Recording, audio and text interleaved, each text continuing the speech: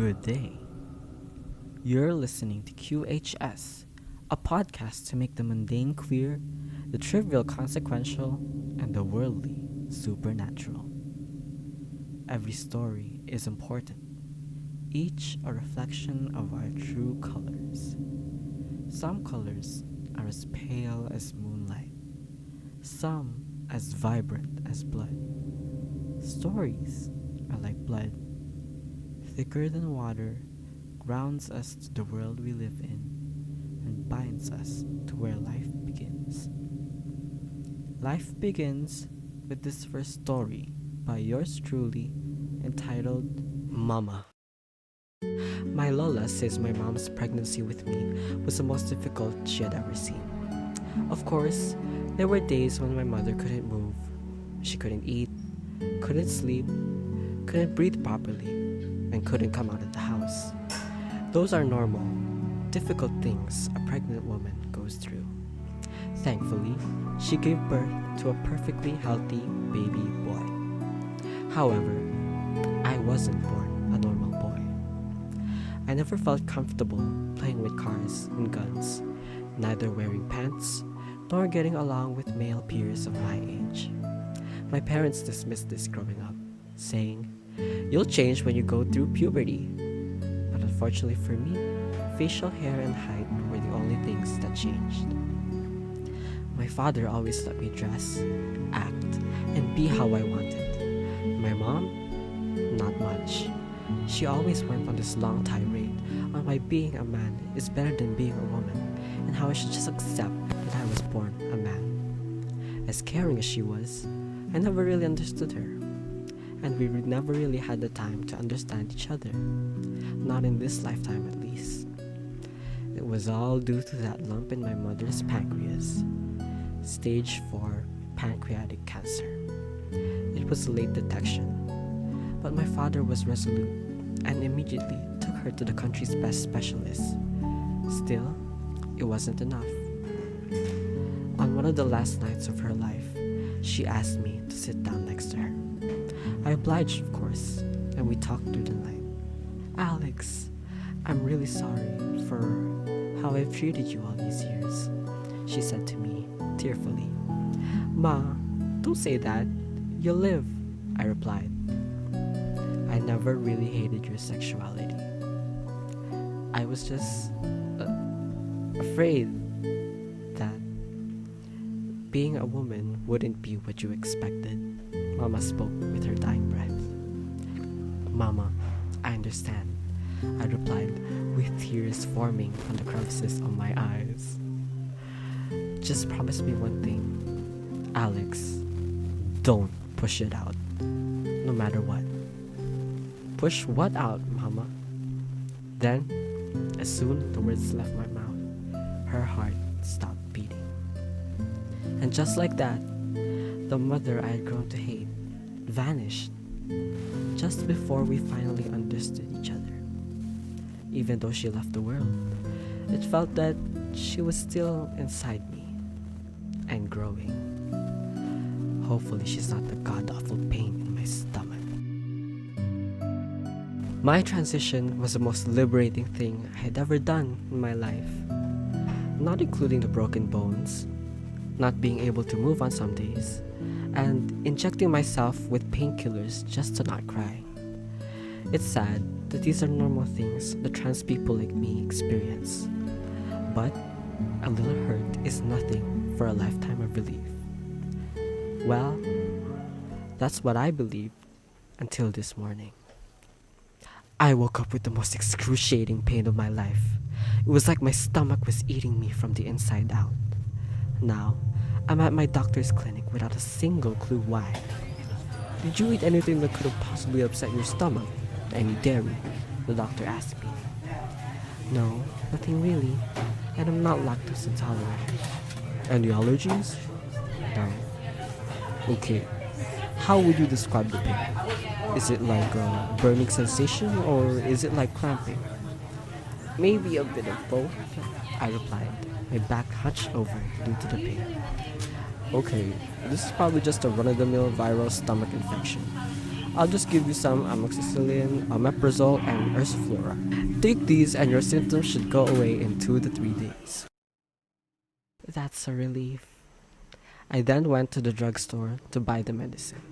I hadn't eaten breakfast yet, so I stopped by to get some. Just as I was eating my sandwich, I felt my stomach drop to my butt. Shit. I jammed my keys to the door and slammed it shut. Rushing to the bathroom, I felt liquid move down my thighs and knees. Immediately, I sat down on the toilet and held my stomach tight. What the fuck was that? It kept on kicking the walls of my stomach, clawing its way out. Expected it to move down, but it wants to go forward. Then, red.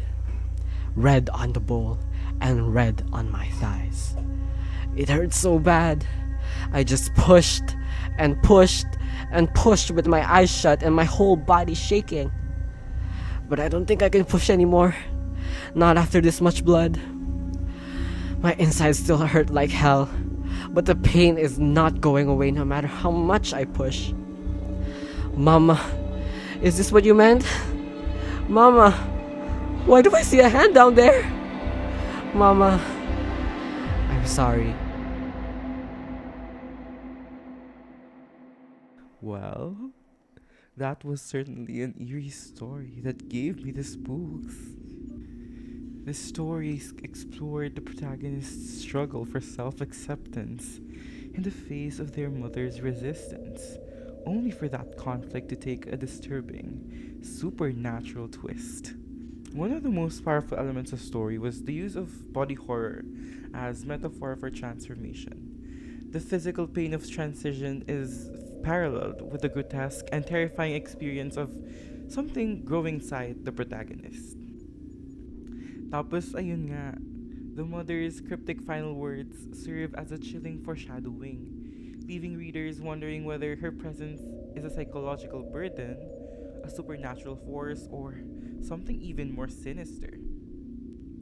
Tapos dun sa may before the ending, the contrast between the mundane doctor visits and the sheer terror of the final moments adds to the shock factor kasi I was fully expecting na yung bata or yung nagugo sa loob ng tiyan, yun na yung nanay niya. Grabe. Tapos then came the actual ending, which was particularly unsettling as it leaves room for interpretation. Is this a monstrous rebirth? A punishment? A final lesson from the mother? The ambiguity heightens the horror, making it linger in the reader's mind, or in my mind, long after I've read it.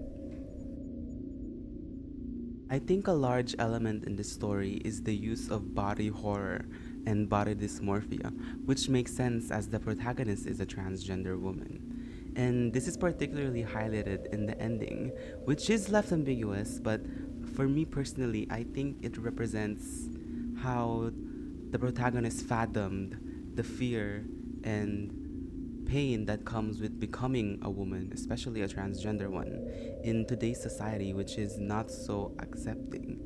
And there's also an element, I think, of ancestry to it, wherein, as stated before, the mother was only trying to protect her, and that this birthing of a child could represent how the mother didn't wish for her daughter to face the same struggles that she faced as a woman.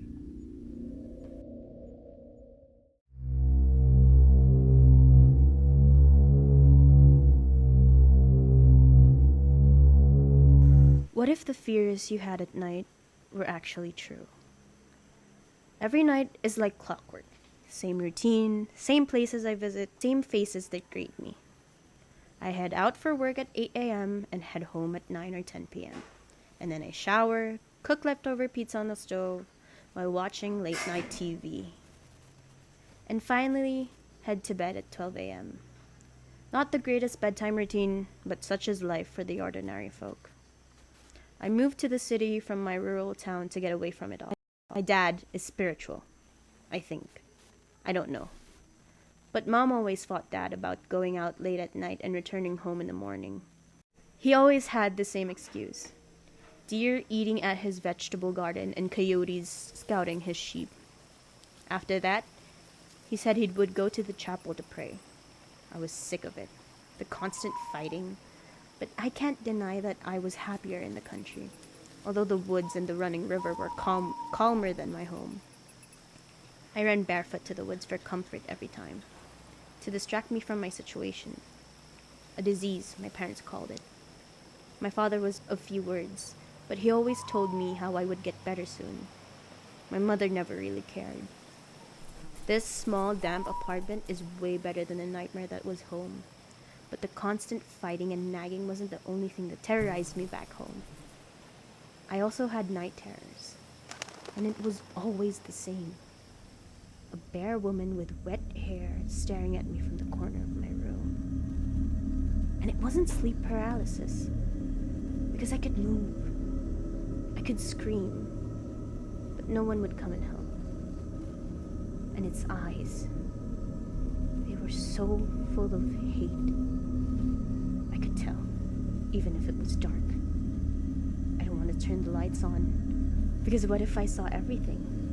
I could make out her eyes and her hair, but her arms and legs were too dark to see that I was afraid she would lunge at me. So I left. But I never really left home, did I? The past doesn't let go easily. It followed me here. At first it was just the small things. The light in the kitchen flickered when I stepped in. The cold breeze was brushing my back when the windows were closed. The whisper I thought I heard while brushing my teeth. Then I started noticing the footprints. Damp, dark, stains, leading from my bed to the door. My old nightmare. The woman with wet hair and her eyes. I told myself it was my mind playing tricks on me. The city stress pulling old fears out from the depths of my childhood. But somehow I felt I was wrong. And it was something bigger and something darker than myself and my relationship with my parents. When I was young, I was told that someone was called to heal me. Summoned. I don't know. My parents in their desperation had sought something older than faith. Something that promised to fix what they thought was broken in me. I had like girls, I still do. That was my sickness, they said. And they wanted it gone. And the thing answered. But it did not heal. It did not cleanse. It fed. First on the deer, then the sheep. My father never spoke of the carcasses found twisted in the morning fog. The symbols carved into their flesh. The rituals. I think it was only doing it for practice until the carcass that was twisted in the woods would finally be me.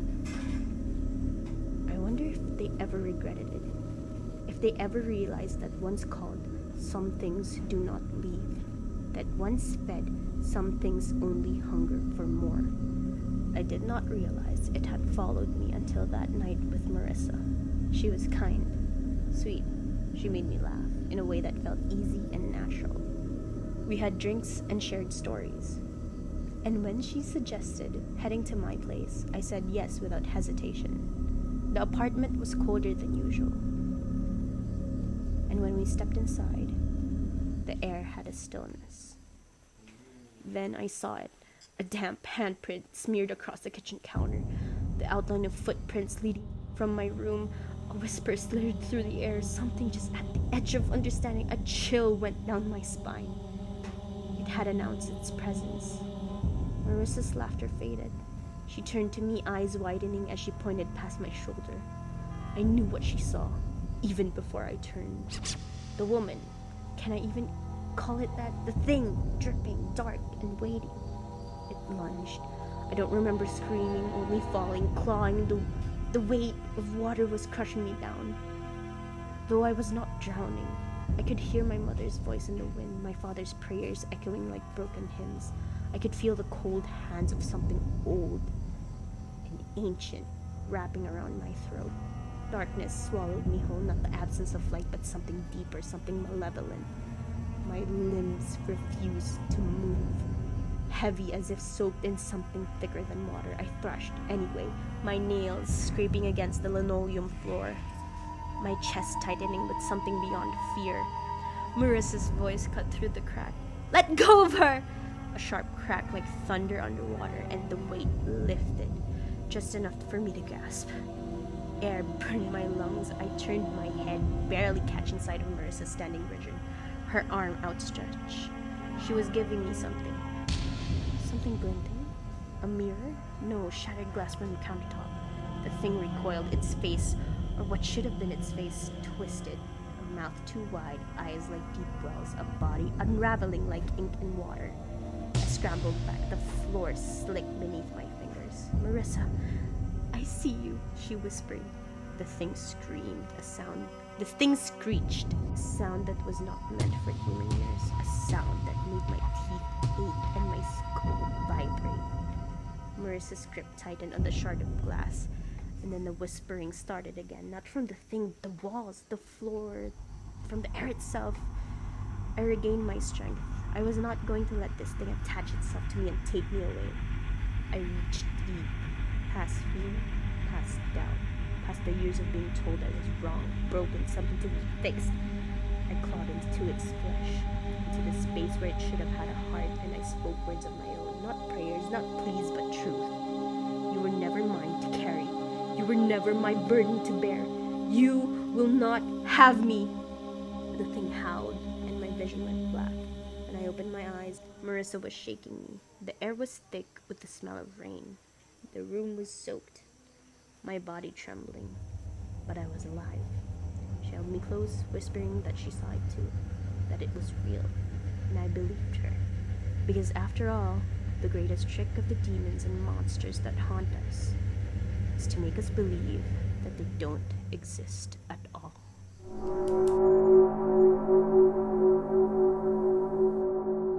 I think na yung monsters, they represented how the parents often go to unnecessary lengths to do what they think is the best for their child, which instead end up hurting them rather than trying to understand their struggles, diba? Like, in order to help them. Okay, so real, I agree with you, Vince, because there's also this line in the story that says, "The thing answered, but it did not heal. It did not cleanse." And this specific line reminds me of, well, it makes me think that the protagonist has sort of religious trauma or something like that, that their parents have religious backgrounds that they use to push to the main character. So that's why they have this experience. I think the monster can also represent the expectations that the parents have around the main character, because of course they would want her to live a religious lifestyle like they would. So there's definitely an aspect of what they want for her versus what the protagonist wants for herself.